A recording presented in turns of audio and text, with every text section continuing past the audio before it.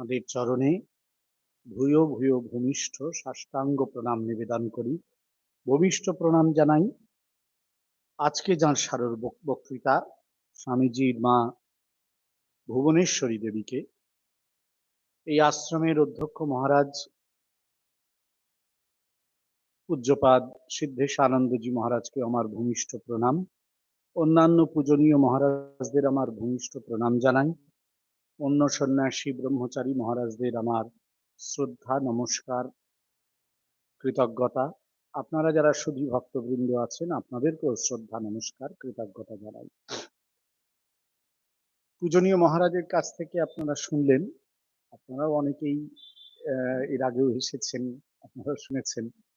এটি স্বামী মানে এই দিব্যত্রয়ীর যে পুণ্যবতী, ভাগ্যবতী এবং মহীয়সী যে তিনজন জননী, রত্নগর্ভা জননী, তাঁদের সম্বন্ধেই আমাদের একটি আলোচনা। এর আগে দুটি আলোচনা স্মরণ মনন আমরা করার আমাদের সৌভাগ্য হয়েছে। এটি সেই অর্থে এই ধারাবাহিকতার শেষ, যেখানে এই রত্নগর্ভা তিন জননীর অপর বা তৃতীয় যে জননী শ্রীমতী ভুবনেশ্বরী দেবীর কথা আমরা আলোচনা করব, স্মরণ করব। এর আগে যাদের কথা নিয়ে আমরা স্মরণ মনন করেছি, চন্দ্রমণি দেবী বা শ্যামা সুন্দরী দেবী, ভৌগোলিক দিক থেকে তাঁরা এই অঞ্চলের একটি দূরতর স্থানে জন্ম নিয়েছেন বা বাস করেছেন, বা তাদের ক্রিয়াকাণ্ড সেই সব জায়গায় অতিবাহিত হয়েছে। ভুবনেশ্বরী দেবী কিন্তু এর ব্যতিক্রম। আমরা যে তীর্থস্থানে বসে আজ এই স্মরণ মননের সুযোগ পেয়েছি, ভুবনেশ্বরী দেবীর জন্ম এবং তার বড় হয়ে ওঠা, তার সারাটি জীবন কেটেছে এই অঞ্চলেই, অত্যন্ত কাছাকাছি অঞ্চলেই কেটেছে। জন্ম তাই এবং বড় হয়ে ওঠাও তাই। সুতরাং সেই দিক থেকে কলকাতার এই অতি প্রাচীন, বর্ধিষ্ণু এবং সংস্কৃতি, ধর্ম, ভাবনা সব দিক থেকে খুব উন্নত যে অঞ্চল, সেই অঞ্চলেরও তিনি একজন বিশিষ্টা নারী হিসেবে চিহ্নিত হয়ে আছেন। আর একটা কথা এখানে মনে রাখা দরকার যে ঊনবিংশ শতাব্দীর যে জাগরণ, নবজাগরণ হচ্ছিল আমাদের বাংলায়, আপনারা সবাই জানেন। রামমোহন রায় এসেছিলেন, বিদ্যাসাগর মশাই এসেছিলেন, আরো বঙ্কিম, সবাই এসেছিলেন। কাছাকাছি ঠাকুর বাড়ি, ঠাকুর পরিবার, আর এই কাছাকাছি হচ্ছে বোস দত্তদের জায়গা। যদিও দত্তরা মূলত দেরিয়াটোনার তাদের পূর্বপুরুষ, কিন্তু যখন নবজাগরণের উৎসব এই বাংলায় লেগে গিয়েছে, সেই একেবারে মুখর সময়ে দত্তরা কিন্তু এইখানেই আছেন এবং বোসেরাও এখানে আছেন। এটা বলার এই কারণ যে তাঁরা এই দুটি পরিবারই, যেমন ঠাকুর পরিবার তেমন এই দত্তদের পরিবার, বোসদের পরিবার, এরা কিন্তু এই নবজাগরণের ধারক বাহক। মানে নবজাগরণটা শুরু হচ্ছে, তার যে বিভিন্ন অভিঘাতগুলো বা তার যে বৈশিষ্ট্যগুলো, সেগুলো কিন্তু এই পরিবারগুলির মধ্য দিয়ে, আমি তিনটে পরিবার মাত্র বলছি, এই সময় এই অঞ্চলে আরো অনেক পরিবার ছিল যারা কাছাকাছি, এখন যেটা হাতিবাগান অঞ্চল বা এখন যেটা বিডন স্ট্রিট অঞ্চল, একেবারে এই অঞ্চলটা জুড়েই খুব বর্ধিষ্ণু কিছু পরিবার ছিল, যাদেরকে কেন্দ্র করে কিন্তু এই একটি নবজাগরণের যে চিহ্নগুলো প্রকাশ পাচ্ছিল। যেমন ধরুন পড়াশোনা, একটা স্কুল কলেজের পড়াশোনা করা, প্রথাগত পড়াশোনা করা, ইংরেজি পড়াশোনা করা, ইংরেজি বিষয়টা নিয়ে পড়াশোনা করা, সমাজবিদ্যা ইত্যাদি বিষয় নিয়ে পড়াশোনা করা, এইটা কিন্তু মানে এই অঞ্চলের পরিবারগুলোর মধ্যে প্রবেশ করেছিল এবং আমাদের যে নিজস্ব সনাতন সংস্কৃতি আছে, দুর্গোৎসব বা অন্যান্য ব্রত পার্বণ, সেগুলো এরা কম বেশি কেউ কেউ পালন করেছেন, কেউ কেউ করেননি। কিন্তু একটা মানে হিন্দু সংস্কৃতির যে সনাতন ভারতীয় হিন্দু সংস্কৃতির যে ধারকতা, সেটাও কিন্তু এদের মধ্য দিয়ে মূর্ত হয়েছিল। এটাও কিন্তু খুব গুরুত্বপূর্ণ। মানে সেই নবজাগরণে শুধুমাত্র ডিরোজিওর ইয়ং বেঙ্গল তারা বা অন্য কোনো উন্মার্গগামী কিছু মানুষ জুটেছিলেন যারা ব্রিটিশের সংস্কৃতি নিয়ে এসেছিলেন, এটা কিন্তু একেবারে শেষ কথা নয়, একেবারে সত্য নয়। ওই নবজাগরণের কালেই কিন্তু আমাদের সনাতন ভারতের হিন্দু সংস্কৃতি ঊনবিংশ শতাব্দীতেই সেগুলোর ধারক বাহক ছিলেন এই পরিবারগুলো। দত্ত পরিবার তাদের মধ্যে অবশ্যই একটি, বোসদের পরিবার অবশ্যই একটি, আরো ছিল এই পাথুরিয়াঘাটা যেটা আছে সেখানে পাথুরিয়াঘাটার যে পরিবার ছিলেন, তারপর সাধুবাবুরা ছিলেন, লাটুবাবুরা ছিলেন, অনেক এরা ছিলেন আর কি। মানে একদিকে তারা ব্রিটিশ সভ্যতার যে ভালো দিকগুলো নিচ্ছেন, আবার ভারতের সনাতন সংস্কৃতি সভ্যতাকে তারা ধরে রাখছেন। এদের মধ্যে ঊনবিংশ শতাব্দীর নবজাগরণের এই কালে কলকাতার এই অঞ্চলটার মধ্যে, মানে ওই পাশে ধরুন যদি আপনার চিতপুর পেরিয়ে বাগবাজার ধরি, বাগবাজার থেকে এই পাশে ধরুন বউবাজার, এই একটা অঞ্চল, তখন এই অঞ্চলের এই সংস্কৃতি অর্থাৎ সনাতন ভারতবর্ষের সংস্কৃতি এবং ব্রিটিশের সংস্কৃতির মেলবন্ধনে বাংলা বা ভারতের নবজাগরণ প্রকাশ পাচ্ছে, তার সব চিহ্নগুলো প্রকাশ পাচ্ছে। একদিকে পুরাতন ব্রত পূজা পার্বণ পালন করা হচ্ছে, সনাতন পদ্ধতিতে সামাজিক সংস্কারগুলো মানে অন্নপ্রাশন, বিবাহ, শ্রাদ্ধাদি এগুলো পালিত হচ্ছে, ধর্মীয় উৎসব পালিত হচ্ছে।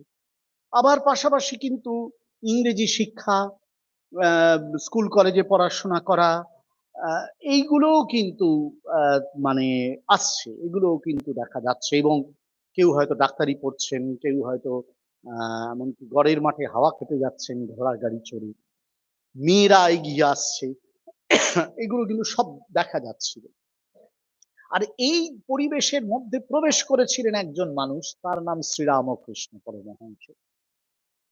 এই পরিবেশের মধ্যেই তিনি কিন্তু ঢুকে পড়লেন 1860-এর একটু শেষের দিক থেকে, তিনি ওই 6-এর দশকটার শেষের দিক থেকে তিনি মোটামুটি আস্তে আস্তে ঢুকতে শুরু করলেন। আর 7-এর দশকের মাঝামাঝি শেষ আর 8-এর দশকের শুরুতে তো একবারে চষে বেরিয়েছেন এই অঞ্চল। 8-এর দশকের প্রথম 1880, 81, 82, 83, 84, 85, মানে শ্রীরামকৃষ্ণ মানে কতদিন যে এসেছেন এইখানে তার সব ইতিহাস আমাদেরও জানা নেই। এইসব জায়গাগুলোতে ঘুরেছেন, এর বাড়িতে আসছেন, ওর বাড়িতে আসছেন, তার বাড়িতে আসছেন। অর্থাৎ বাংলা বা ভারতের সভ্যতার যে বুনিয়াদ তৈরি হচ্ছে, নতুন সভ্যতার যে বুনিয়াদ তৈরি হচ্ছে, সেইখানে যুগাবতারের প্রবেশ ঘটছে। এই একটা অদ্ভুত পরিস্থিতি এবং একটা খুব আকর্ষণীয় সমাজ চিত্র। এই সমাজ চিত্রের প্রেক্ষাপটেই আমরা ভুবনেশ্বরী দেবীকে পাই। আমি বললাম যে চন্দ্রমণি দেবী তিনি তো দূর গ্রামের, তার জন্ম গ্রামীণ বাংলার পরিবেশে, তার জন্ম। শ্যামাসুন্দরী দেবীও তাই। এবং গ্রামীণ বাংলার যে পরিবেশ তখন, তারা কিন্তু কলকাতা শহরের নবজাগরণের যে প্রভাব তার তার ছোঁয়া থেকে অনেকটা দূরে ছিল। ইংরেজি শিক্ষা ততটা সেখানে পৌঁছয়নি। পাল পার্বণ ব্রত ছিল, কিন্তু সে তার পুরনো সংস্কার নিয়েছিল। মেয়েরা একেবারে খুব ঘরের বাইরে বেরোচ্ছে, দূরে যাচ্ছে, এইসব ব্যাপারগুলো ছিল না। এবং বাড়িতে মেম সাহেব আসছে, এইসব ব্যাপারগুলোও কিন্তু ছিল না, একেবারেই ছিল না গ্রামে। আপনারা জানেন মা শারদা নিবেদিতারা যখন গিয়েছে, তারা বলেছিল যে তোমাদের ঘরে ঢুকে রান্না করব, বলছে না তো ওরকম করনি, তাহলে আমাকে ঠেকো করবে। মানে এইরকম একটা পরিবেশ কিন্তু 1850, 60, 70, 80, 90 গ্রাম বাংলায় ছিল, স্বভাবতই ছিল। কিন্তু কলকাতা শহর ছিল আলাদা। মানে আম চন্দ্রমণি দেবী বা শ্যামাসুন্দরী দেবী যে সামাজিক, সাংস্কৃতিক, আধ্যাত্মিক আবহে জন্ম নিয়েছেন, বড় হয়েছেন, ভুবনেশ্বরী দেবী তো তার চেয়ে আলাদা। তিনি এই নতুন যুগের জাতিকা। তিনি এই নতুন যুগের সন্তান। এক অপূর্ব মহীয়সী কন্যা এবং সেই প্রেক্ষিতেই আমরা ভুবনেশ্বরী দেবীকে দেখবার চেষ্টা করব। ৩ টি পর্যায়ে আমরা ভুবনেশ্বরী দেবীর যে মহীয়সী চরিত্র, সেই চরিত্রকে নিয়ে মনন করার চেষ্টা করতে পারি। এই ৩ টি পর্যায় কোনো কালানুক্রমিক পর্যায় নয়। মানে কিছুটা বছর তারপর কিছু বছর এরম নয় কিন্তু। এটা অনেকটা বলতে পারেন তার জীবনের বৈশিষ্ট্যের দিক থেকে, জীবন গতির দিক থেকে এবং সেখানে ম কালের হিসাবটা একটু উল্টোপাল্টা হবে। একটা দিক থেকে আমরা দেখব যে ভুবনেশ্বরী দেবী কেমন করে এই সংসারে এই তার নিজের নতুন সংসারে এলেন এবং কেমন করে তার সন্তানদের বড় করে তুলছেন। এটা খুব দেখার মতন জায়গা। আবার দ্বিতীয় দিক থেকে দেখবার চেষ্টা করব যে স্বামীজির সঙ্গে তার যে অদ্ভুত সম্পর্ক, অপূর্ব একটি সম্পর্ক। আর তৃতীয় দেখার চেষ্টা করব যে এই একজন নারী যিনি তার জীবনে কি মহৎ দুঃখের মুখোমুখি হলেন, আঘাত সহ্য করলেন। সেটি কিন্তু আমরা দেখার চেষ্টা করব। অতি সম্প্রতি বেশিদিন হয়নি আমার মনে হয় বছর ২-৩ হয়েছে। ভুবনেশ্বরী দেবীকে নিয়ে বাংলায় একটি অতি চমৎকার উপন্যাস রচিত হয়েছে। ইতিহাসের সঙ্গে বেশ সাযুজ্য রেখে আ আমাদের মধ্যবঙ্গের এক তরুণ ঔপন্যাসিক একটি চমৎকার উপন্যাস রচনা করেছেন। খুব মূল্যবান আমার মনে হয়েছে পড়ে।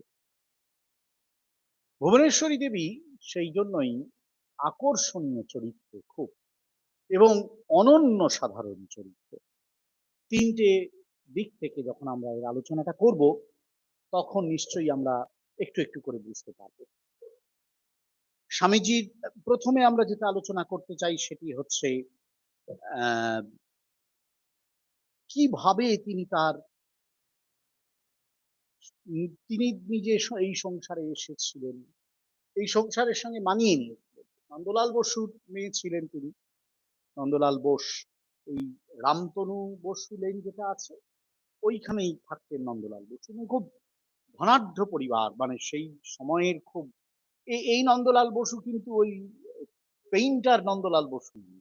ইনি কিন্তু তার আগের একজন নন্দলাল বোস। মানে আপনারা যদি কখনো পুরনো কলকাতার ইতিহাস নিয়ে ঘাটাঘাটি করেন, তাহলে এর কথা প্রচুর পাবেন। মানে ঊনবিংশ শতাব্দীর ওই প্রথমার্ধে এবং হ্যাঁ, ১ম আর্ধেই ধরুন যে কয়েকজন বাঙালি কলকাতার বুকে ব্রিটিশ বণিকদের সঙ্গে ইস্ট ইন্ডিয়া কোম্পানির সঙ্গে বাণিজ্যে খুব সাহস করে যুক্ত হয়ে গিয়েছিলেন এবং প্রভূত ধন উপার্জন করেছিলেন এবং যাদের খুব একটা বড় সম্মান ছিল এই সমাজে অন্যদের কাছে মানে আমাদের দেশীয় মানুষদের কাছে আবার ব্রিটিশদের কাছে নন্দলাল বোস কিন্তু তাদের একজন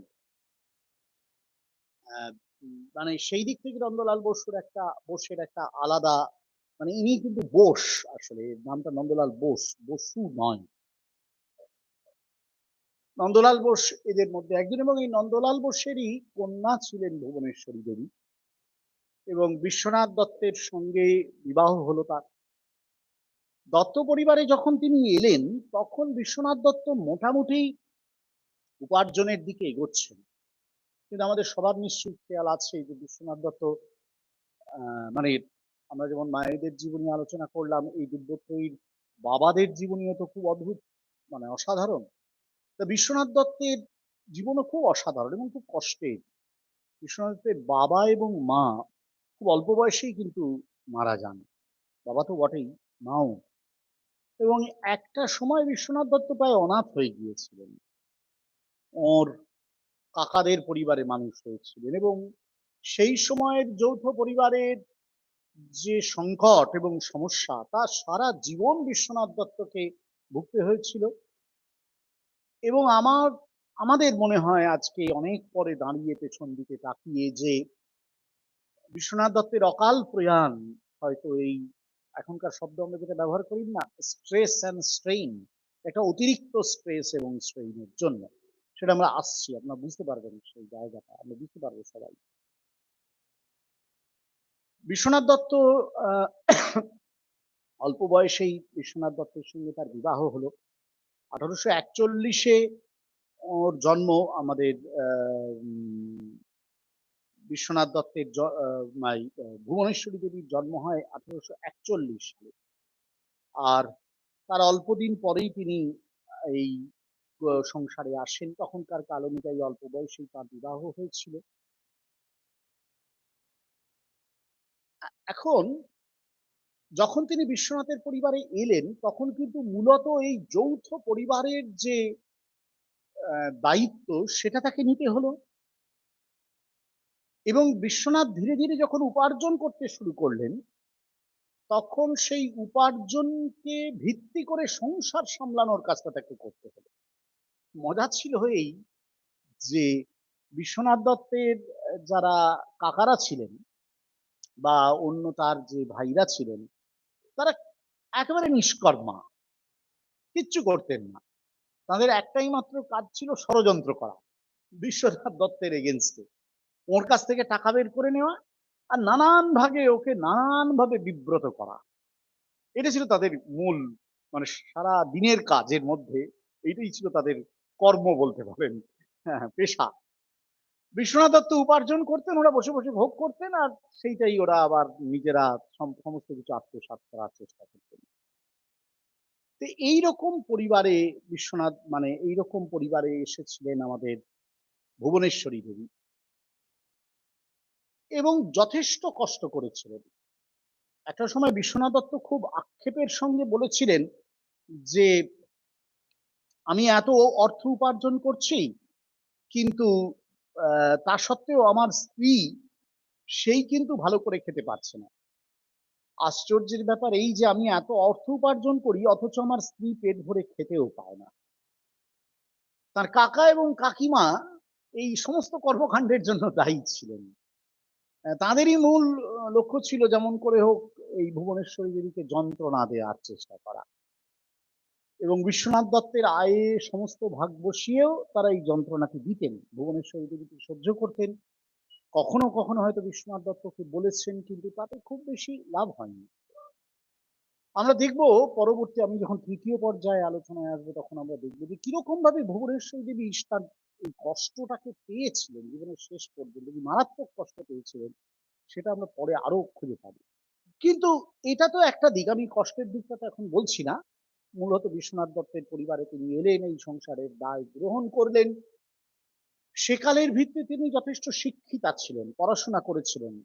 তার বাবা আধুনিক মনস্ক ছিলেন, তাকে বাড়িতে রেখে পড়াশোনা করিয়েছিলেন এবং তার খুব চমৎকার স্মৃতিশক্তি ছিল। স্বামীজি কাছ থেকে শুনে ভগিনী ক্রিস্টিন ভুবনেশ্বরী দেবীর একটি স্মৃতিচারণ করেছেন। বলছেন রামায়ণ পাঠ শুনলেই তিনি তা কণ্ঠস্থ করে ফেলতেন। স্বামীজির মতে এই ভগবত দত্ত গভীর স্মৃতিশক্তি তার আধ্যাত্মিক শক্তির পরিচয়। তার মায়ের সম্বন্ধে স্বামীজি অনেক গল্প বলতেন। তিনি খুব আত্মমর্যাদাবোধ সম্পন্না নারী ছিলেন, অথচ সন্তান সম্বন্ধে তার যে গর্ব এবং আবেগ ছিল তা তিনি কখনো প্রকাশ করতেন না। তিনি একদিকে যেমন স্বামীজির সন্ন্যাস গ্রহণের বিপক্ষে তেমনি আবার পুত্রের 10 দিক ব্যাপী নাম যশে গর্বিতাও ছিলেন। আমরা যারা তাকে কাছ থেকে দেখেছি জানি যে স্বামীজি তার মায়ের এই আভিজাত্যের প্রকৃত উত্তরাধিকারী ছিলেন। তারপরে খ্রিস্টানের একটি ভারী সুন্দর মন্তব্য, এই ছোটখাটো মহিলাটির ভঙ্গিমা ছিল পুরোদস্তুর এক রানীর মতন। মানে দত্ত পরিবারে যিনি এসেছিলেন ভুবনেশ্বরী দেবী, তার যে মানে অবস্থান, অস্তিত্ব, প্রকাশ, ব্যক্তিত্ব, সেটি খুব সুন্দর এর মধ্য দিয়ে প্রকাশ পাচ্ছে। মন্মথনাথ গাঙ্গুলী স্বামীজির আরেকজন শিষ্য ছিলেন। ইনি অনেক স্বামীজির শরীর যাওয়ার পরেও ভুবনেশ্বরী দেবীর কাছে আসতেন, দত্ত পরিবারেই আসতেন এবং ভুবনেশ্বরী দেবীর সঙ্গে তার কথোপকথন হয়েছিল, তাকে দেখেছিলেন।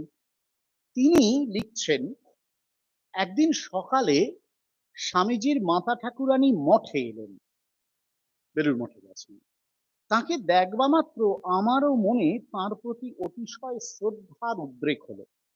তার শরীরের গঠন ছিল বলিষ্ঠ, চক্ষু দুইটি বৃহৎ এবং আয়ত, চলিত ভাষায় যাকে বলে পটল চেরা চোখ। তার মধ্যে সবল দৃঢ় চিত্ত ও তেজস্বিতার ভাব যেন ঠিকরে বের হতো। দেখে মনে হলো এমন মাতারই স্বামীজির মতো পুত্র হওয়া সম্ভব। ভারী সুন্দর একটি ছোট্ট বর্ণনা। মন্মথনাথ গাঙ্গুলীর এই বর্ণনাটি তার গুরুর মা সম্পর্কে তার আবেগ প্রসূত কোনো বর্ণনা নয়। আমরা যদি এটাকে মাথায় রেখে দিই যে মন্মথনাথ গাঙ্গুলী বলছেন ভুবনেশ্বরী দেবীর একটা তেজস্বিতা ছিল, একটা সবল দৃঢ় চিত্ত ছিল এবং সেই ভাবটা ঠিকরে বের হতো, এটা বা ওই যে ক্রিস্টিন বললেন তার ভঙ্গিমা ছিল রানীর মতন, একটা খুব শক্তি তার মধ্য দিয়ে তেজস্বিতা ওজস্বিতা এগুলো প্রকাশ পেত। এটা কিন্তু পরে আমরা এর দৃষ্টান্ত পাবো, আমরা পরে আসবো যখন আরো দৃষ্টান্ত পাবো। ভুবনেশ্বরী দেবীর সম্পর্কে ভুবনেশ্বরী দেবী তার সন্তানদের কিন্তু খুব যত্নে বড় করেছিলেন। তার এই দিক থেকে কোনো কার্পণ্য ছিল না।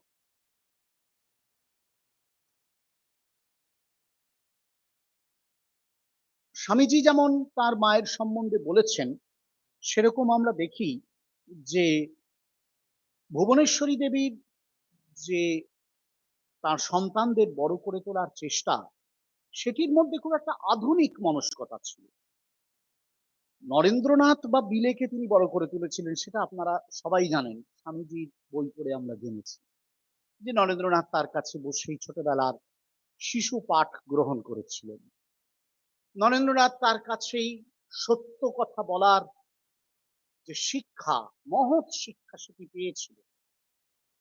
নরেন্দ্রনাথ তার যে তেজস্বিতা অকপটতা সেইগুলোকে পেয়েছিলেন, কিন্তু ভুবনেশ্বরী দেবী তাকে খুব মানে আহ্বান করে পেয়েছিলেন। সুতরাং নরেন্দ্রনাথকে তিনি সচেতন ভাবে তৈরি করবেন, এতে তো কোনো ভুল নেই। কিন্তু দেখা যায় যে ভুবনেশ্বরী দেবীর কিন্তু নিজের এই যে কুসংস্কার মুক্ত আধুনিক মন, সেটা তার অন্য সন্তানদের প্রতিপালনেও প্রকাশ পেয়েছে।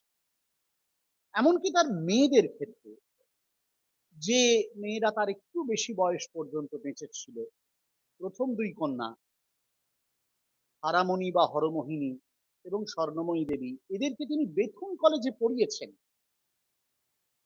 সময়টা কিন্তু খেয়াল রাখতে হবে, 1850-এর দশক, 60-এর দশক, সেই সময় তৃতীয় এবং চতুর্থ কন্যা যোগেন্দ্রবালা এবং কিরণময়ী, তাদেরকে তিনি রামবাগানের মিশন স্কুলে ভর্তি করেছেন, খ্রিস্টানদের স্কুলে পড়াশোনা করছেন। এবং এই পড়ানো বা পড়াশোনা করানো, স্কুলে পাঠানো, এই দায়িত্বটা কিন্তু ভুবনেশ্বরী দেবী নিচ্ছে। বিশ্বনাথ দত্ত তো নানা কাজে ব্যস্ত থাকেন, বুঝতেই পারছেন তাকে কত জায়গায় যেতে হতো, সময় পেতেন না। এই এই দায়টা পুরো গ্রহণ করেছিলেন তিনি। মনিটরিংটাও তার, পুরোপুরি দেখাশোনাটাও তার। সেই সময়ে মেয়েদেরকে তিনি খ্রিস্টান স্কুলে পাঠাচ্ছেন, তাদের পড়াশোনা করছেন। শুধু তাই নয়, প্রফেসর ম্যাকডোনাল্ডের স্ত্রীর কাছে তিনি তার এক মেয়ে যোগেন্দ্রবালাকে ইংরাজি পড়ার জন্য পাঠিয়েছেন। একজন খ্রিস্টান ব্যক্তি তার স্ত্রীর কাছে তিনি পাঠাচ্ছেন, কতটা সংস্কার মুক্ত ছিলেন। ওই যে বললাম শুরুতেই যে ঊনবিংশ শতাব্দীর যে নবজাগরণ এই কলকাতার এই অঞ্চলকে কেন্দ্র করে তৈরি হয়েছে, তার দুটো দিকই ছিল। একদিকে এই সনাতন ভারতীয় আধ্যাত্মিকতা, তার ধর্মীয় আচরণ ইত্যাদি, সেটা ভুবনেশ্বরী দেবীর মধ্যে প্রকাশ পেয়েছে বা পেয়েছে। তার ধর্মবোধ, স্বামীজি বলতেন যে কতদিন যে তিনি উপবাস করে কাটাতেন তার কোনো সীমা থাকত না। আমরা তো জানি নরেন্দ্রনাথকে পাওয়ার জন্য তিনি নিত্য শিবের পুজো করতেন। শুধু এখানে করতেন তা নয়, তিনি কিন্তু কাশীতেও পূজার ব্যবস্থা করেছেন। অত্যন্ত গভীর এক ধর্মভাব তার মধ্যে ছিল। এটা হচ্ছে তার একটা দিক। আবার আরেকটা দিকে ওই আধুনিক জীবন, হ্যাঁ, মেয়েদেরও ইংরেজি পড়তে হবে, ভালো করে স্কুল কলেজে পড়াশোনা করতে হবে। এই যে একটা ভাবনা, এই ভাবনাটি কিন্তু তার মধ্যে ছিল। এবং এই আধুনিক মনস্কতা, অথচ এই সনাতন ভারতের সনাতন সংস্কৃতির প্রতি আনত শ্রদ্ধা, ঐকান্তিক প্রীতি, এ দুটোর একটি অপূর্ব সমন্বয়ে ভুবনেশ্বরী দেবীর ব্যক্তিত্ব প্রকাশ পাচ্ছে। এবং সেটি কিন্তু তার প্রত্যেক সন্তানের মধ্যে প্রকাশ পেয়েছে। বিবেকানন্দের মধ্যে প্রকাশ পেয়েছে, মহেন্দ্রনাথ ভূপেন্দ্রনাথ অন্য দুই সন্তানের মধ্যে প্রকাশ পেয়েছে, এবং তার কন্যা সন্তানদের মধ্যে প্রকাশ পেয়েছে। এটি কিন্তু দেখার মতো। ভুবনেশ্বরী দেবীর এই দিকে এই যে বিশেষ ব্যক্তিত্ব, তার আরেকটি অদ্ভুত জায়গা ছিল সাহিত্য। প্রতিদিন রামায়ণ ও মহাভারত এবং অন্যান্য বাংলা সাহিত্য পড়ার সময় বের করে নিতেন তিনি। বাংলায় কবিতা লিখতেন। আরেকটা অদ্ভুত ব্যাপার, ভগিনী নিবেদিতা এবং সিস্টার ক্রিস্টিন যখন ভুবনেশ্বরী দেবীর সঙ্গে আসেন দেখা করতে, ভুবনেশ্বরী দেবী তাদের সঙ্গে ইংরেজিতে কথা বলেছিলেন। নিজের ইংরেজি শিক্ষা কতটা থাকলে ইংরেজিতে কথা বলা যায়। বিদ্যানুরাগ শুধু তার ছিল, একসময় স্কুলে পড়েছিলেন, তারপর সংসারের জাঁতা কলে ঢুকে গেছেন, মোটেই এরকম নয়। নিত্য তিনি ইংরেজি পড়তেন, বাংলা সাহিত্য, ইংরেজি সাহিত্য পড়তেন, কবিতা লিখছেন, সাহিত্য রচনা করছেন। গৌরী ধর্মপাল একজন বিখ্যাত বিদুষী অধ্যাপিকা ছিলেন। তিনি একটি প্রবন্ধ লিখেছিলেন, যে প্রবন্ধটি প্রকাশ পেয়েছে নিমাই সাধন বসুর সম্পাদিত একটি গ্রন্থ শাশ্বত বিবেকানন্দ বলে, এর প্রথম প্রবন্ধটি। আপনারা যদি পড়েন দেখবেন প্রবন্ধটির নাম উনি দিয়েছেন লরেনের শিকড়। তার মানে নরেন্দ্রনাথ যে তৈরি হলেন, কোন মাটি থেকে সার জল সব নিয়ে, প্রাণ নিয়ে তিনি তৈরি হলেন, এই মাটি। এইরকম বাবা, এইরকম মা, নালে কি নরেন্দ্রনাথ তৈরি? আর শুধু নরেন্দ্রনাথ কেন, ভাবুন মহেন্দ্রনাথ ভূপেন্দ্রনাথ কেউ কম ছিলেন না। এইরকম ছিলেন ভুবনেশ্বরী দেবী।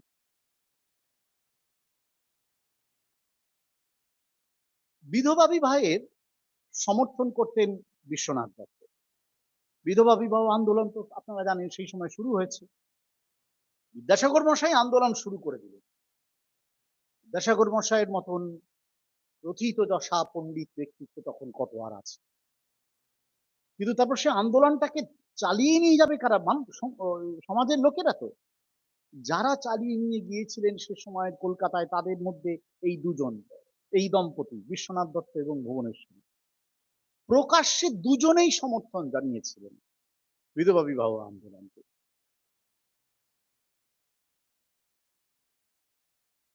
অথচ খুব উদার ভাবাপন্ন ছিলেন।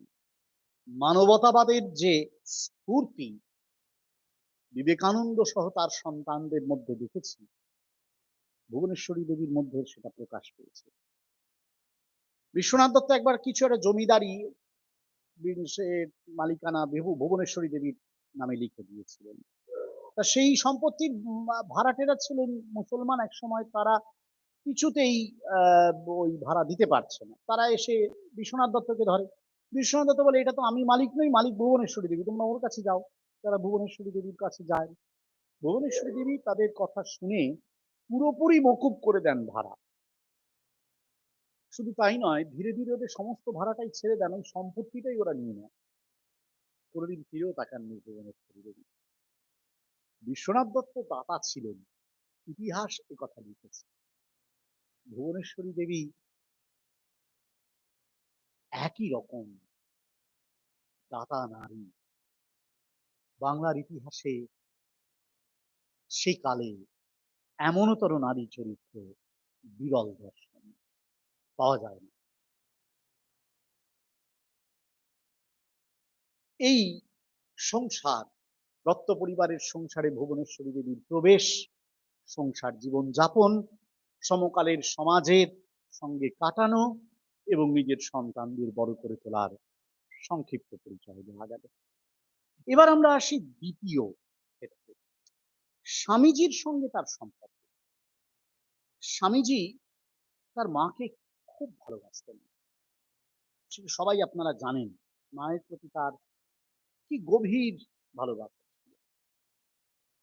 ভুবনেশ্বরী দেবী অর্থ সংকটে পড়েছিলেন, বিশ্বনাথ দত্ত চলে যাওয়ার পর এদিকে স্বামীজি সন্ন্যাসী হয়ে চলে গেলেন, কিন্তু স্বামীজি তার মাকে ভুলে যাননি। এবং ভুবনেশ্বরী দেবীও যতদিন নরেন বেঁচে ছিল ততদিন সংসারের ব্যাপারে তার এই বড় ছেলের উপর নির্ভর করতেন। পশ্চিমে যাবার সময় একদিন হঠাৎ স্বামীজি দুঃস্বপ্ন দেখেছিলেন যে তার মা নাকি মারা মারা গেছেন। মন তার খুব অশান্ত হয়ে ওঠে। কলকাতায় টেলিগ্রাম তিনি পাঠান মন্মথ গাঙ্গুলিকে বলে, এবং তারপরে যাই হোক খবর আসে যে না, মা মা বেঁচে আছে। স্বামীজি ভুবনেশ্বরী দেবীর কাছে তিনি ছিলেন একেবারে সত্যিকারের অর্থে নয়নের মণি। খুব ভালোবাসতেন ভুবনেশ্বরী দেবী তার এই বিলেকে, প্রথম পুত্র সন্তানকে। যারা প্রত্যক্ষদর্শী তারা লিখেছেন পরবর্তীকালেও স্বামীজি যখন মঠে আছেন, ভুবনেশ্বরী দেবী আসতেন, তখন তিনি যে ডাকটা দিতেন বিলু বলে, তাতেই এই জ্যেষ্ঠ সন্তানের প্রতি তার যে অকৃত্রিম অকৃপণ স্নেহ নির্ভরতা সেটি প্রকাশ পেত।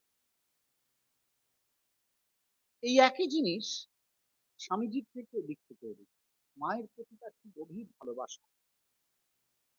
হরিদাস বিহারী দাস দেশাইকে তিনি একটি চিঠিতে লিখেছিলেন যে এই বিপুল সংসারে আমার ভালোবাসার পাত্র যদি কেউ থাকেন তবে তিনি আমার মা। মায়ের প্রতি এই গভীর ভালোবাসার জন্য ক্ষেত্রীর মহারাজকে তিনি চিঠি লিখেছিলেন, যাতে ক্ষেত্রীর মহারাজ তার মায়ের অর্থকষ্টে মাকে সাহায্যের জন্য মাসোহারা পাঠান। এবং ক্ষেত্রীর মহারাজ প্রথম দিকে পাঠিয়েছিলেন, পরবর্তীকালে তার শরীরে চলে যায়, সেটি আর কন্টিনিউ হয়নি। স্বামীজি শিকাগো ধর্ম মহাসভায় গিয়েছিলেন, আপনারা জানেন, এবং সেখানে গিয়ে স্বামীজির খুব সফলতা অর্জন হয়েছিল। কিন্তু আমাদের দেশের কিছু লোকই স্বামীজির সম্পর্কে ভয়ানক কুৎসা রটাতে শুরু করে। প্রতাপচন্দ্র মজুমদার ছিলেন তাদের নেতা। স্বামীজি এই কথাটি, এই ব্যাপারটা যখন জানেন তখন তার খুব কষ্ট হয়। 1894 26 এপ্রিল সেই মনোকষ্টের কথা তিনি লেখেন নিউ ইয়র্কে ইসাবেল ম্যাককিনলিকে।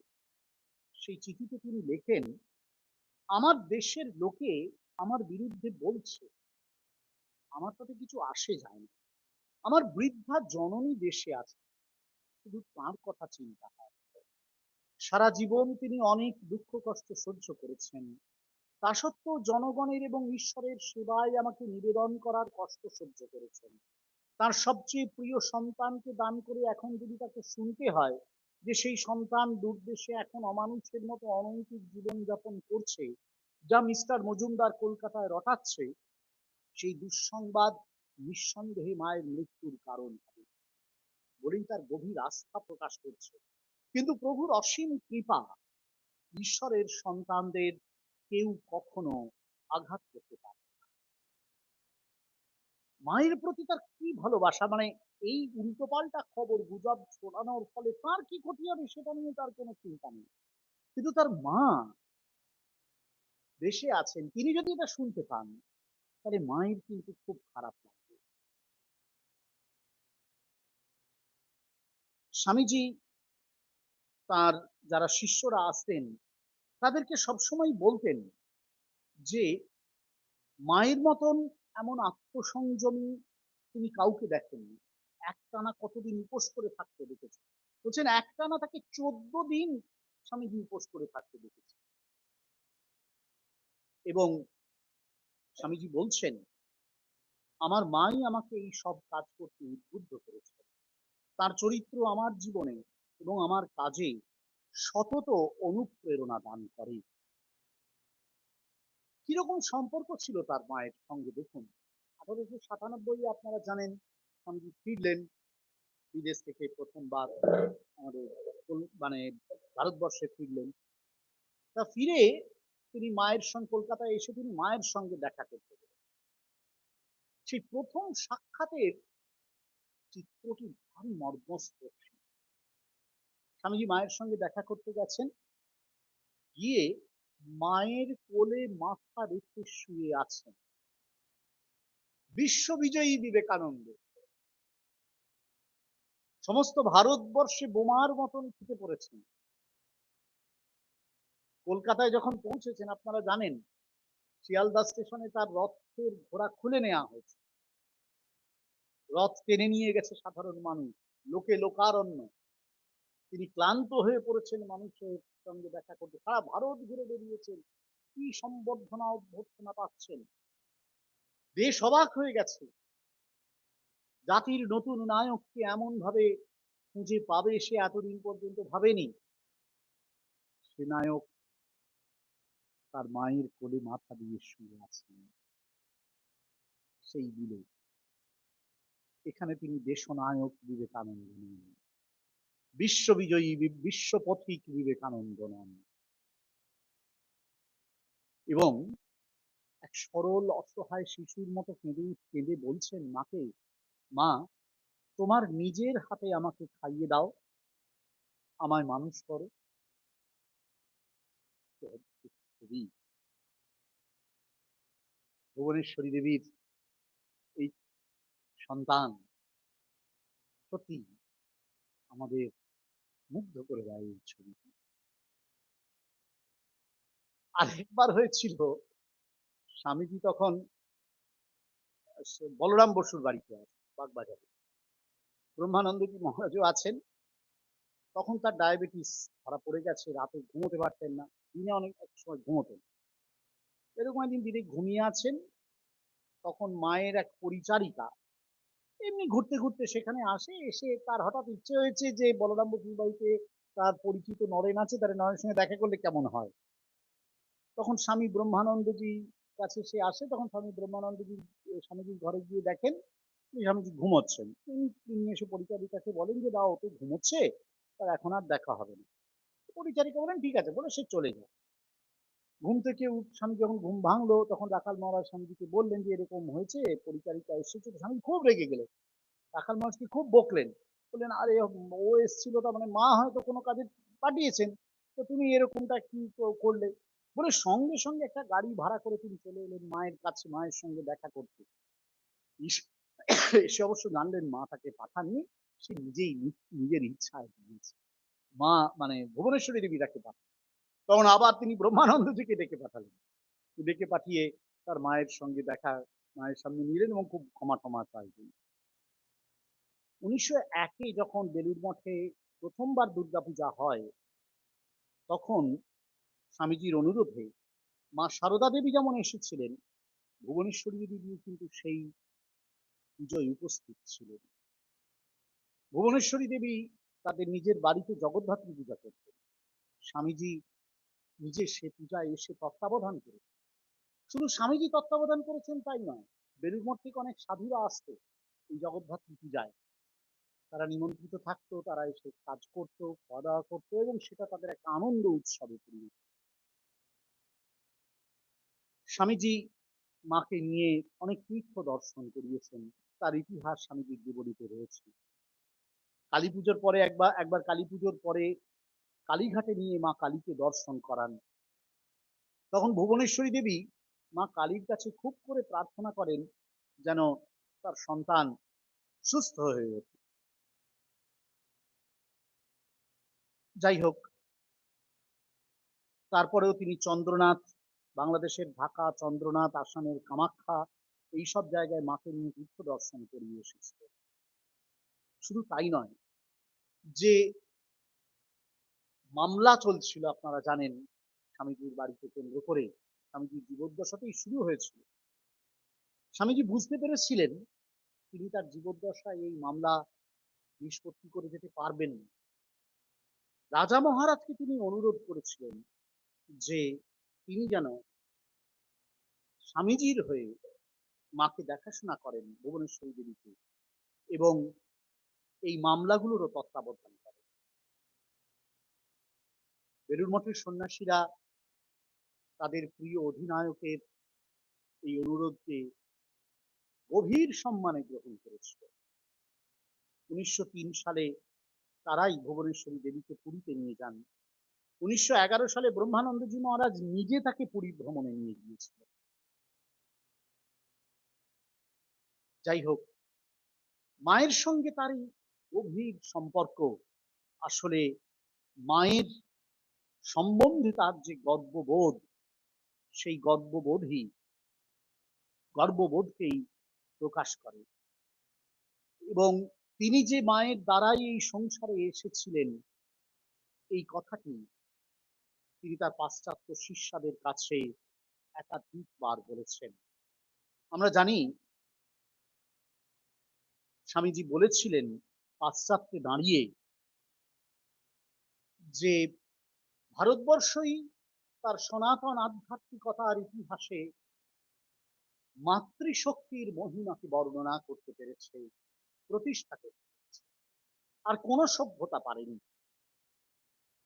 পাশ্চাত্যের দৃষ্টিতে নারী এসেছে জায়া রূপে, প্রিয়া রূপে। সেই জায়া আর প্রিয়ার মহিমা কীর্তন করতে গিয়ে পাশ্চাত্য চোখের সামনে দেখেছে ট্রয়ের যুদ্ধ, নগরের বিনাশ, সভ্যতার ধ্বংস। কিন্তু প্রাচ্যের সভ্যতা তুলে এনেছে সীতা, সাবিত্রী, দময়ন্তী, মা শারদাকে। স্বামীজি তাই বলেছিলেন পাশ্চাত্যের একটি বক্তৃতায়, আমাদের ভারতীয় পরিবারে মাতৃদেবী হচ্ছেন গরীয়সী দেবকল্পা, কারণ পৃথিবীতে সমস্ত দুঃখ সহ্য করে, সমস্ত স্নেহ দিয়ে নিঃস্বার্থ ভালোবাসা উজাড় করে দিতে মাই একমাত্র পারেন। মাতৃস্নেহ, মায়ের ভালোবাসা ছাড়া কোন প্রেম ঈশ্বরের করুণা ঘন ভালোবাসাকে প্রতিফলিত করতে পারে? তাই হিন্দুর দৃষ্টিতে ঈশ্বরের সাক্ষাৎ নররূপ হচ্ছেন মা। স্বামীজি নিজ গর্ভধারিণীতে ঈশ্বরের এই নররূপেই পূজা করেছেন আজীবন। সেই পূজা চলেছে তার স্থূল শরীর অতিবাহিত হওয়ার পরেও, তার গুরু ভাইদের মাধ্যমে, তার শিষ্য সন্তানদের মাধ্যমে। স্বামীজির সঙ্গে স্বামীজির মায়ের সম্পর্কের এই অপূর্ব আখ্যান আমাদের রামকৃষ্ণ সংঘ শুধু নয়, বোধহয় সমগ্র পৃথিবীর বাৎসল্য রসের আখ্যানের ইতিহাসে মধুরতম। আমরা মা যশোদা কৃষ্ণের অপূর্ব সম্পর্ক, বালগোপালের অপূর্ব সম্পর্কের কথা জানি। আমাদের এই যুগের কৃষ্ণ, তিনি তার মা ভুবনেশ্বরীর সঙ্গে যে অপূর্ব বাৎসল্য রসে লীলা করেছেন, তা আমাদের কাছে ইতিহাস, জীবন্ত কাহিনী।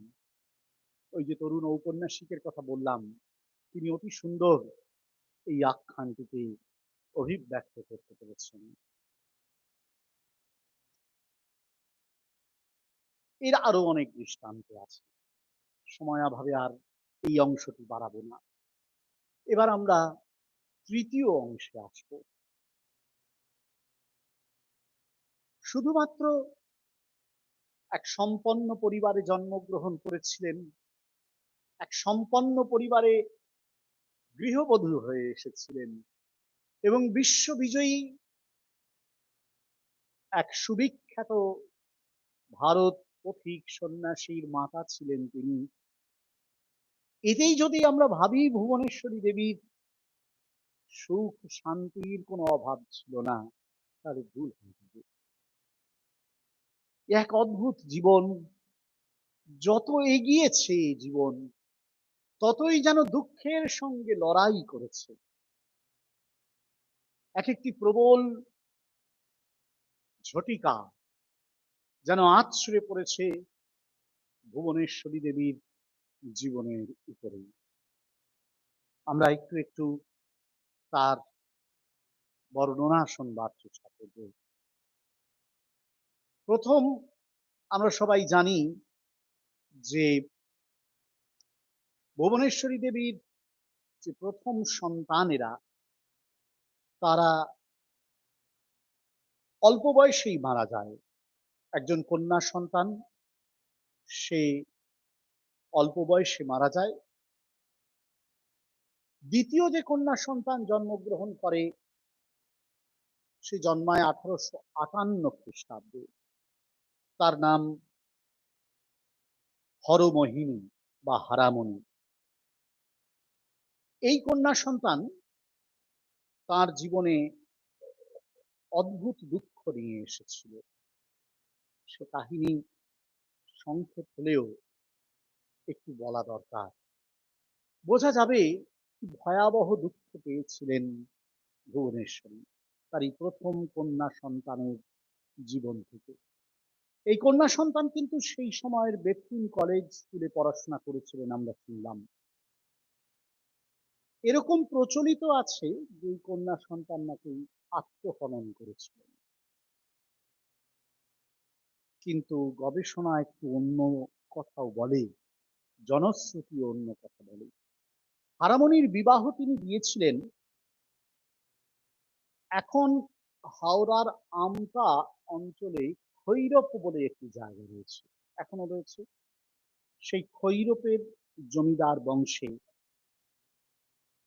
মাখন গোপাল বসু তার সঙ্গে। এই মাখন গোপাল বসু ছিলেন একটি ব্যবসায়িক প্রতিষ্ঠানের কর্মচারী, বেশ উচ্চপদস্থ কর্মচারী, এবং জমিদার গৃহে থাকার জন্য তাদের অর্থের অভাব ছিল না। হারামণি বা হরমোহিনী তিনি বিবাহের পরে তাই শ্বশুর গৃহেই থাকতেন, কিন্তু তার প্রথমেই এক কন্যা সন্তান জন্ম হয়। তার নাম ছিল শিবকালী।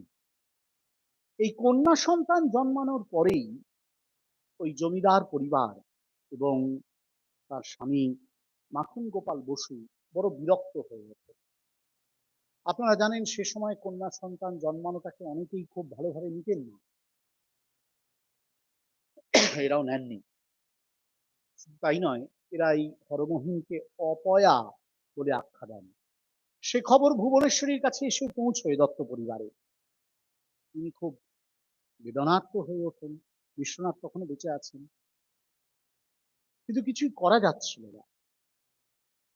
তারপরে একদিন তাদের কাছে খবর আসে যে প্রথম সন্তান এই হরমোহিনী দেবী আত্মহত্যা করেছিলেন। কিন্তু ইতিমধ্যে আরেকটি ঘটনা ঘটেছিল যেটি খুব বেদনাদায়ক ছিল তাদের পক্ষে। সেটি এই যে দত্ত পরিবারে তারা বাস করতেন, বিশ্বনাথ দত্ত এবং ভুবনেশ্বরী দেবী, তাঁদেরই আত্মীয় পরিজন এই তাদের তাঁর খুড়শ্বশুর বংশে তাঁরা তাঁদের যে কন্যা, সেই খুড়শ্বশুর বংশের যিনি কন্যা, সেই কন্যাকে নিয়ে সোজাসুজি মাখন গোপালের কাছে চলে যান খৈরপে। তখনও হরমোহিনী বেঁচে আছেন এবং মাখন গোপালকে বলেন যে হরমোহিনী বেঁচে থাকা অবস্থাতেই যেন এই কন্যা দত্ত পরিবারের অপর কন্যা সন্তানকে মাখন গোপাল বিবাহ করেন। এই খবরটি যখন হরমোহিনীর কাছে যায় তখন তিনি তীব্র প্রতিবাদ করেছিলেন, কিন্তু বোধহয় সম্পর্ক এগিয়ে চলছিল। যাই হোক, হরমোহিনীর মৃত্যুর পরেই এই বিবাহ সম্পন্ন হয়েছিল। এরকম ভাবতে লাগে ভুবনেশ্বরী দেবীর বাড়িরই লোক, তারা বিবাহ দিলেন। কিন্তু যেটা আরো মারাত্মক সেটা এই, শোনা যায় জনশ্রুতি, ওই অঞ্চলের কিছু প্রাচীন মানুষ বিভিন্ন গবেষকদের কাছে বলেছেন যে হরমোহিনী যতদূর সম্ভব আত্মহত্যা করেননি, তাকে হত্যা করা হয়েছিল এবং ওই বাড়ির যে নাচঘর তার তলায় পুঁতে রাখা হয়েছিল। এর সম্পূর্ণ ইতিহাস অপাবৃত হয়নি, কিন্তু জনশ্রুতি এই দিকেই বলে। স্বামীজি কিন্তু তার দিদির মৃত্যুর খবর শুনে পৌঁছে গিয়েছিলেন খৈরুপে। তখন তিনি নরেন্দ্রনাথ, তিনি গিয়েছিলেন 1880 খ্রিস্টাব্দে ঘটনা ঘটে এবং তিনি গিয়ে এই নিয়ে জিজ্ঞাসাবাদ করেছিলেন এবং শেষ পর্যন্ত ওই একমাত্র কন্যা শিবকালীকে নিয়ে তিনি চলে আসেন। এই শিবকালী ভুবনেশ্বরী দেবীর কাছেই বড় হয়েছে। মেয়েকে হারিয়ে একমাত্র নাতনিকে নিয়ে তিনি সময় কাটিয়েছিলেন এবং শিবকালীকে পরবর্তীকালে বড় করে ভালো ঘরে পাত্রস্থ করতে পেরেছিলেন। সেইখানে তার আর কোনো অসুবিধা হয়নি।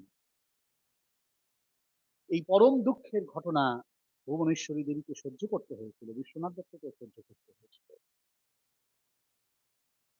অবশ্য অদ্ভুত ব্যাপার হচ্ছে এই যে পুত্রলাভের আশায় মাখন গোপাল দ্বিতীয়বার বিবাহ করলেন বটে, কিন্তু এরপরে তাদের কোনো পুত্র সন্তান কন্যা সন্তান কেউই জন্মায়নি।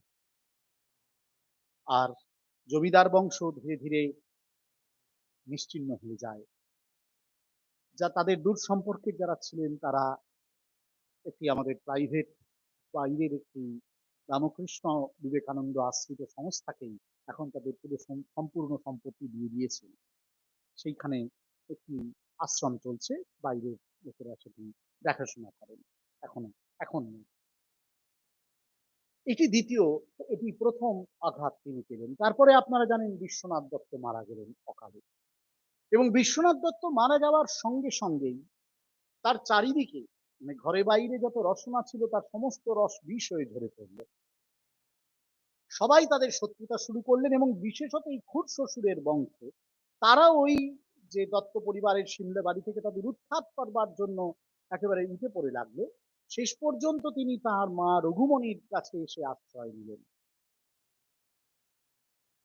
এবং সেখান থেকে মামলা চালাতে শুরু করলেন। পরবর্তীকালে অবশ্য কিছুটা ফিরেও যেতে পেরেছিলেন, কিন্তু অনেক অর্থ কষ্ট এবং ভয়ানক কষ্টে সময় কাটাতে হয়েছে। এই সময় তার খাওয়ার জোগাড় করা, সন্তানদের বড় করা এবং খাওয়ার জোগাড় করাই কিন্তু একটা মূল বিরাট কষ্ট ছিল। ভূপেন্দ্রনাথ দত্ত লিখছেন সেই ঘটনা যে কেমন করে তিনি খাওয়ার জোগাড় করতেন তার সন্তানদের জন্য।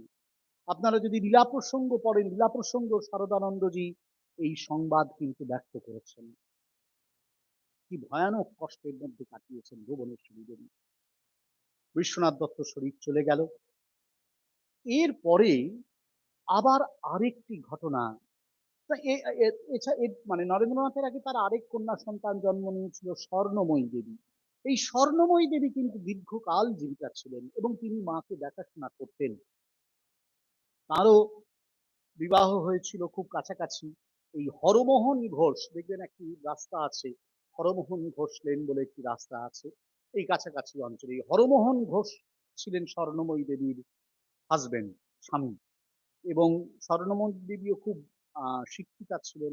1932 সাল অবধি তিনি বেঁচে ছিলেন, তার 9 সন্তান ছিল এবং এই স্বর্ণময়ী দেবী বেলুড় মঠ মানে ভুবনেশ্বরী দেবীর খুব যত্ন আত্তি করতেন এবং বেলুড় মঠের সাধুদের জন্য খুব খেয়াল রাখতেন। যাই হোক, সে প্রসঙ্গে এখানে আলোচ্য নয়।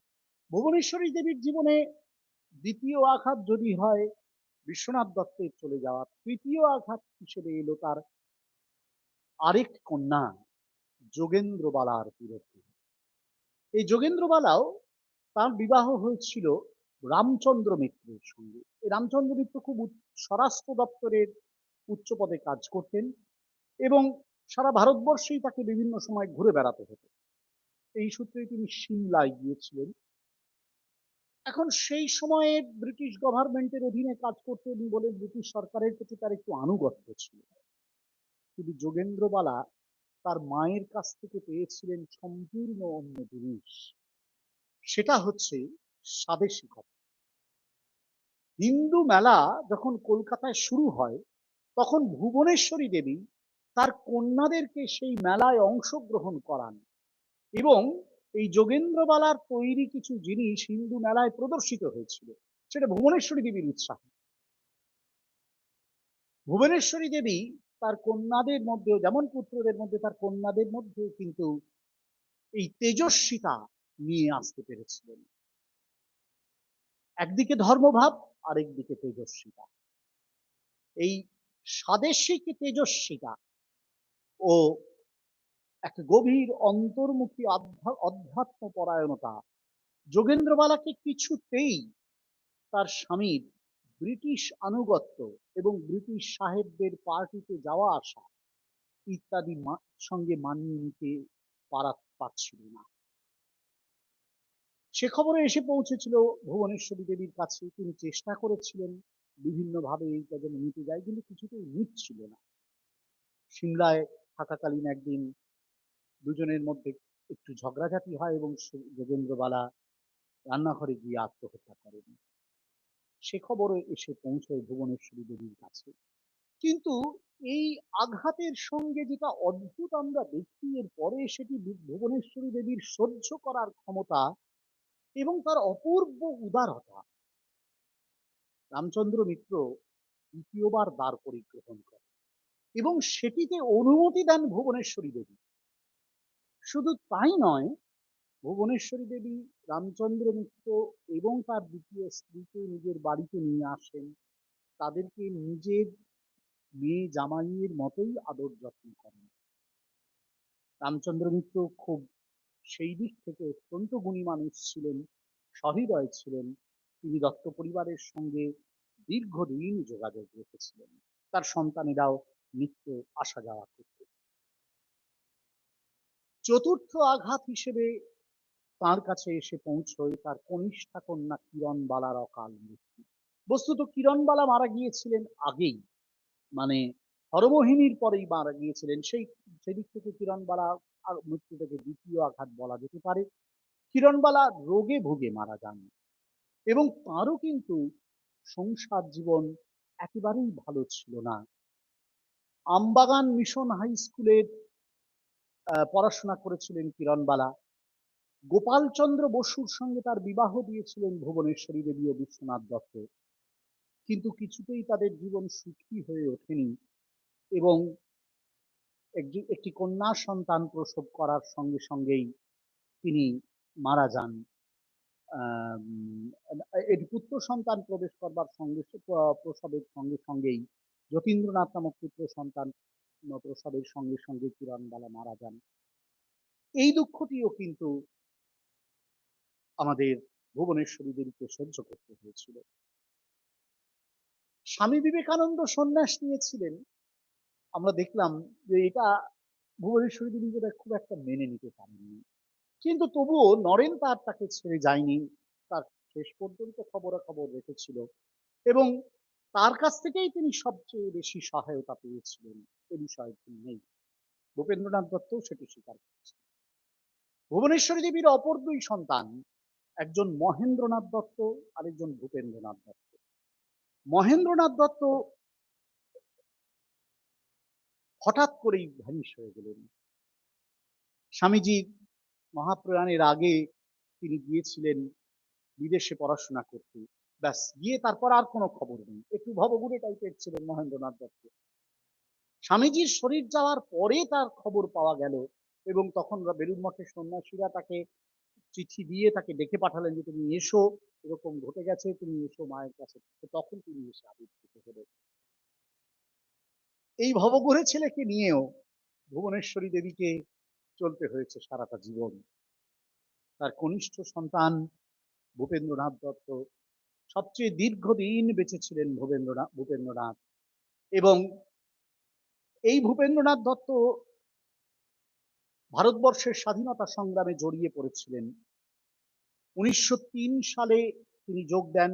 1907 সালে যুগান্তর পত্রিকার সম্পাদক হিসেবে তিনি কাজ শুরু করেন এবং সেখানে বিপ্লবীদের কথা লেখার জন্য, স্বাধীনতার কথা লেখার জন্য, গণবিক্ষোভ উদ্রেক করে লেখার জন্য তিনি অভিযুক্ত হন এবং সশ্রম কারাদণ্ড ভোগ করেন 1 বছর।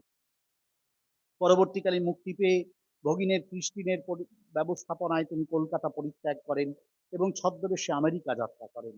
তার খোঁজে পুলিশ বেলুড় মঠ পর্যন্ত গিয়েছিল দ্বিতীয়বার, আবার তাকে ধরবে বলে, কিন্তু শেষ পর্যন্ত আর পায়নি।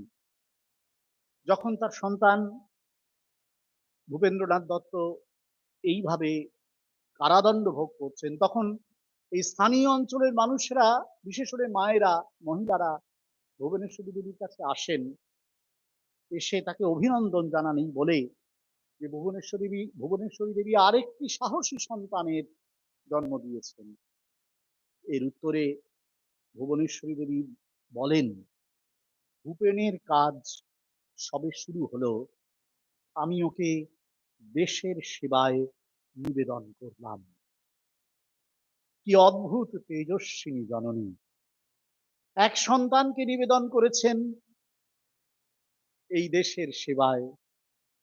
তার নাম নরেন্দ্রনাথ বিবেকানন্দ। অকাল প্রয়াত তিনি। সে আঘাত তার বুকে ভয়ানকভাবে বেজেছিল।